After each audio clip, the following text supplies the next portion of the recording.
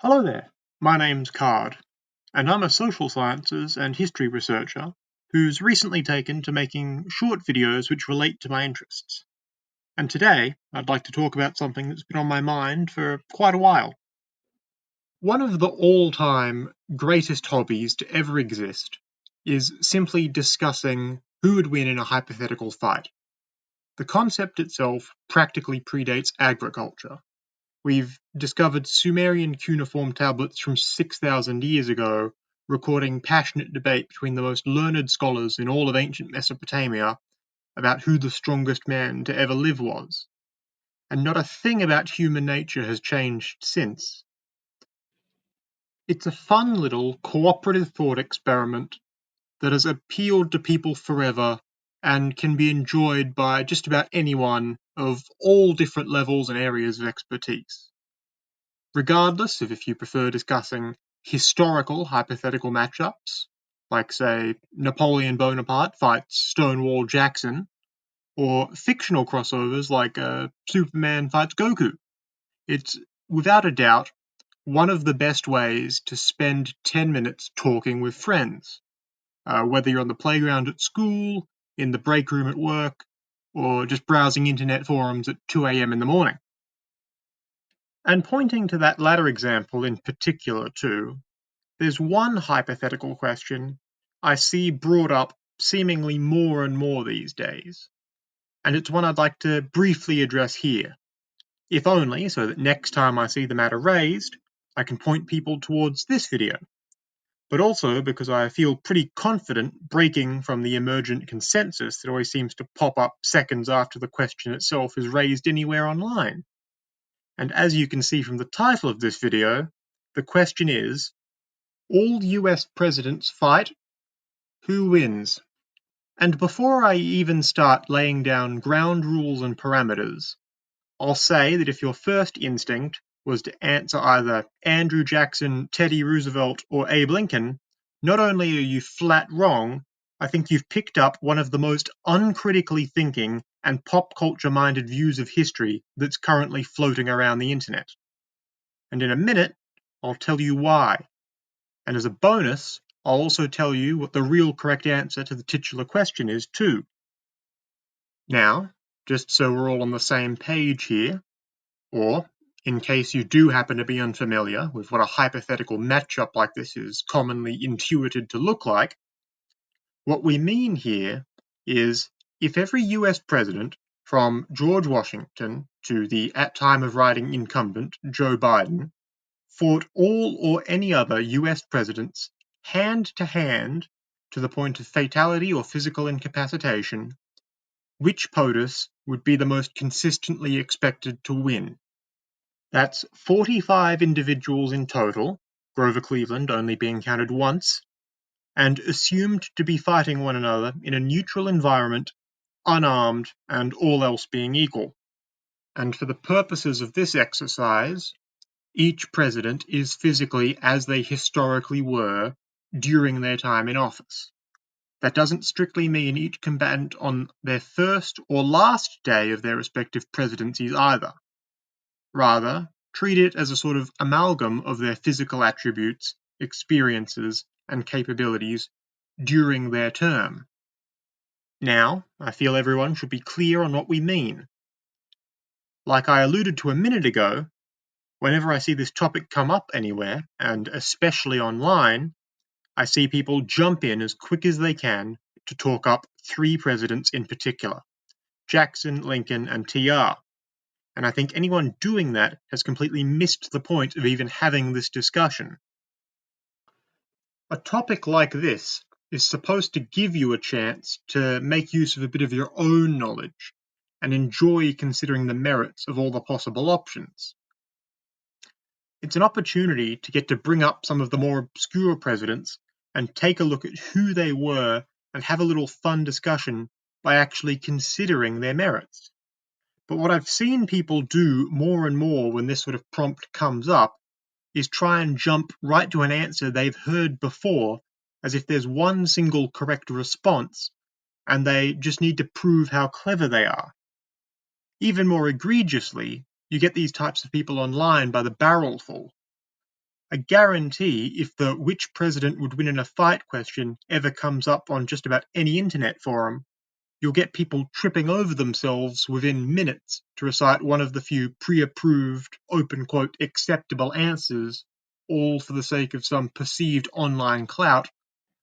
In this particular case, the so-called correct answers are also born out of a drastically oversimplified view of history to boot, wherein notable people from the past are simplified down to a handful of embellished stories and some easily recountable attributes. The modern love of Teddy Roosevelt stems from his pop culture framing as some paragon of virile fitness and early 20th century masculinity, primarily just because he liked to go hunting on his days off and once made up a fake Native American proverb about carrying a big stick. In reality, he was of average height and build, nearsighted in one eye, blind in the other, and was chronically asthmatic from birth right up until his death from a blood clot in the lungs at age 60. Similarly, the people barracking for Johnson and Lincoln tend to cite one of the few things about either's life they've been told. According to them, Andrew Jackson was some sort of military genius on account of the fact he kept US casualties minimal while burning down peaceful Native American villages during the War of 1812, and that he once started beating a vagrant with his cane on the steps of the Capitol building until his companions made him stop. But he's not a fighter. He's a crotchety old man whose military career statistics have been padded with unarmed women and children. With Lincoln, people do have a bit more of a case to argue in his favor here. He was noticeably above average height and had been an amateur wrestler growing up on the Kentucky frontier. But that doesn't change the fact that by the time of his presidency, Lincoln was just as noticeably underweight, and the vigor of his youth had been very thoroughly ground down by 2 cases of malaria, at least one of smallpox, and a lifetime of taking mercury pills to treat a persistent bowel obstruction. The fact of the matter is, you don't need to go all that far back into the history of even the most developed nations now to reach a point where most people were being driven very quickly into the grave by everything around them. People in the past weren't naturally shorter, they were malnourished. The food gave you gout, the water gave you dysentery. Of all the drugs you could buy over the counter, none of them were antibiotics, and you were happy just not to have died in a gory industrial accident in your childhood factory. These presidents may have been effective administrators in their own way, and each some of the most influential men on the whole of the planet in their day, but there's absolutely no need or cause to mythologize their physical standing. Even under the best historical circumstances, the POTUS is just an old man who won a big vote after a lifetime of work behind a desk. And throughout the 20th and now 21st centuries, America has only trended further and further towards electing older and older men with increasingly desk-centric resumes. The lesson here is twofold. 1, don't fool yourself into thinking your civic bureaucrats are anything special physically. And 2, especially don't go repeating the talking points that suggest they were uncritically when the chance comes up. In fact, bookmark this very video, and next time you see someone do so online, send them the link. I'm sure they'll take it well. Now, with all that necessary reflection on the topic said and out of the way, let's actually visit the question itself, and I'll tell you who my money's on.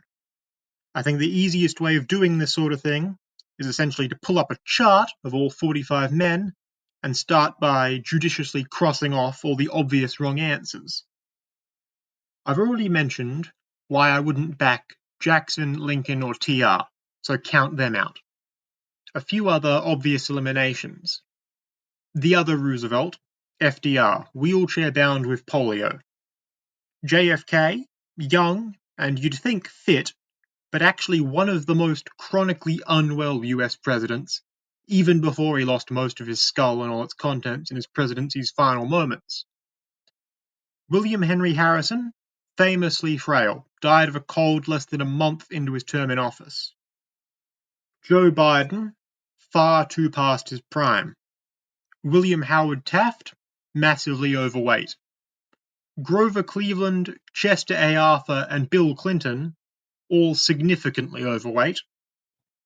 Donald Trump is old and overweight. Zachary Taylor, 30 years of military commandership, can't change the fact that by the time he was president, he'd been chain-smoking cigars just as long, gotten massively overweight himself, and was riddled with debilitating sores. Woodrow Wilson and Ronald Reagan were both practically senile by the end of their respective terms in office. James Madison, no reach, by far the shortest US president at 5'4". For that matter, Benjamin Harrison, Martin Van Buren, William McKinley, and both John Adamses are all below average height and don't seem to have any significant advantages or experiences to compensate. Might as well cross them off the list too. At this point, the remainder of the field is a few notable names and a lot of filler. Jefferson, Monroe, Tyler, Polk, Fillmore, Pierce, Buchanan, Andrew Johnson, Hayes, Garfield, Harding, Coolidge, and Hoover are all fairly unimposing 19th and early 20th century paper pushers for the most part. Nothing all that out of the ordinary that you'd expect would give any of them a meaningful edge or handicap here. Obama, Bush Jr., and Jimmy Carter are the modern bureaucrats. A bit younger and fitter on average than most of their peers on the presidential roll, but none of them are exactly known for having a fighter's build either. Lyndon Johnson and Bush Sr. are both a bit tougher, and both were tall in their prime. But they're also both pushing it, age-wise, by the time they were president, and neither necessarily has anything to suggest they could take the top spot in a hand-to-hand contest. Eisenhower, an excellent president with a lot of experience, unfortunately also getting on in years, and not from an era where martial prowess could be perfectly equated with raw physicality. So that brings me to my top 5. 5th place, Harry S. Truman. Relatively young and lean, some military service, but again, not a readily hand-to-hand guy. He's country tough and more than ready to have the buck stop with him, but he's not particularly tall or muscularly built either, and his habit of having had a sipping whiskey on hand from literally the first second of his presidency to the last is definitely going to slow him down some here. 4th place, George Washington. He's at least 6 foot tall, solid, and has a history of frontline fighting experience. He'd make a good argument for being the outright winner if he didn't have a number of mobility issues in his old age and atrocious eyesight. Still, it's worth noting that he was another big fan of medicinal mercury and complained regularly of constant pain in his limbs.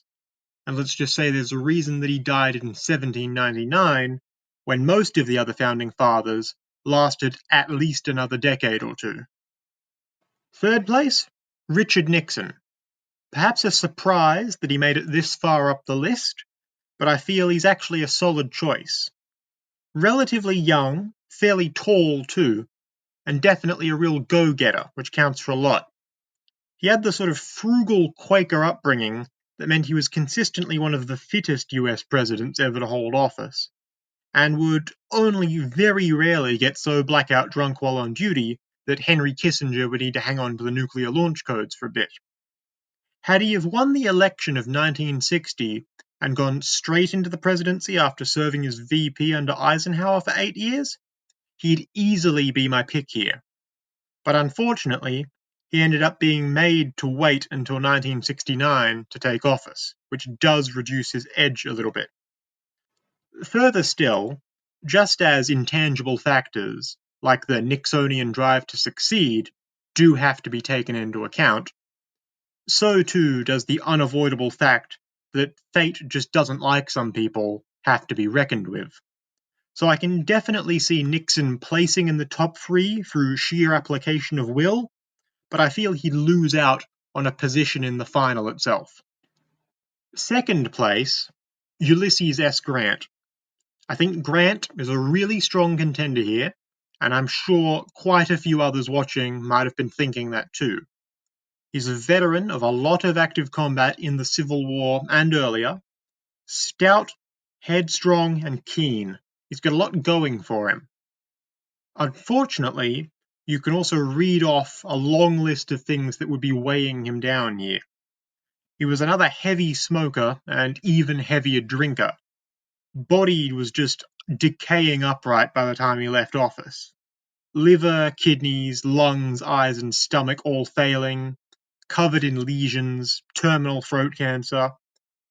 Grant's cavalier nature happened to make him successful on the battlefield, but he is also notoriously reckless and prone to rash decisions, so much so that he even alienated his own party from nominating him to a third election he would have easily won. His experience and general soldier's disposition could carry him much further than most presidents, without a doubt. But between his poor health, his below average height, his disregard for thinking things through fully, and the infirmity of age, I just can't see him consistently coming out on the very top. First place, by my reckoning, Gerald Ford. Maybe not the obvious choice in everyone's mind, but I think he's a very solid choice. Among the relatively younger POTUSes, was still in tip-top condition in office, 6 foot and very well built. Might not have had any direct combat experience like Washington or Grant, but would still be a beast in any physical matchup. Even as a teenager, Ford had excelled in his twin interests in sports and scouting. By 18 years old, he was playing as star center, linebacker, and long snapper for the University of Michigan football team, leading them to the national championships undefeated twice and being named MVP. He turned down offers to go pro to instead join the US Naval Reserve, where he became a swimming, running, boxing, wrestling, and drill instructor. In his comparatively short time in office, he might have been known for falling down on camera more than once, but he picked himself back up just as many times, and, true to form, blithely shrugged off 2 separate attempts made on his life within 17 days of one another. And by the time he passed away in late 2006, was the longest living ex-president. Gerald Ford has to be, by far, one of the fittest, fastest, and most physically resilient US presidents to ever hold the office. And I think his potential is enormously overlooked in this sort of hypothetical scenario all the time. But that's just my 2 cents on the question. I know this is a much more indulgent video than I usually try to write, especially in the second half, but I still hope you got something beneficial out of it. And if not, you should go relitigate the entire debate in the comment section. With that said, once again, my name's Card. This has been Card Posting. Feel free to like and subscribe if you want to. Bye for now, and have a lovely day.